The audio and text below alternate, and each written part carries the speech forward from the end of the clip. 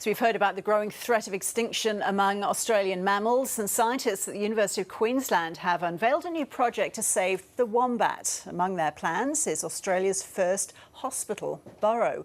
Here's Professor Marcus Foth from the Queensland University of Technology Design Lab. Marcus, welcome. How much trouble Hi, Ross. are wombats in?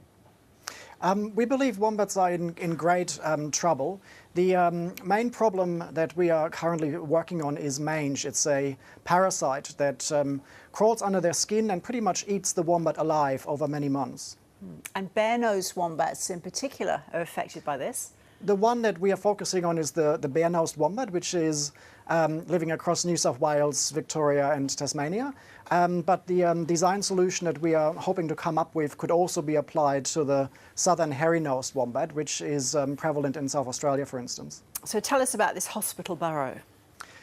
So the problem with the mange treatment is that the conventional methods don't seem to be working. And so we've been working together with a wombat sanctuary down in Canberra, Sleepy Burrows Wombat Sanctuary, on trying to come up with a new treatment method. And so the wildlife carers down at Sleepy Burrows have come up with a oral treatment method. And so what we are doing at QUT is to support this work with a purpose-built enclosure so that the wombat can be treated and treatment can be administered whilst the wombat is kept safe and in a peaceful environment, but at the same time the wildlife carers are kept safe as well. So we are looking at both the human perspective and the animal perspective. We're looking at a design or an illustration of the design of this so-called hospital burrow now. How many wombats will be in that burrow at one time?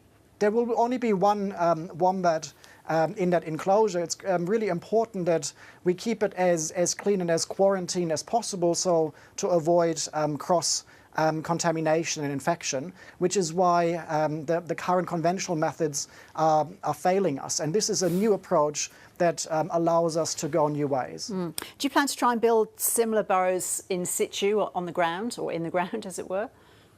What we are trying to do is emulate a burrow design environment that is as close as possible to what a wombat would be familiar with in their natural habitat. But it is actually important that they come into care, because without human intervention, the mange infection is always fatal. And what percentage of wombats are now affected by this infection?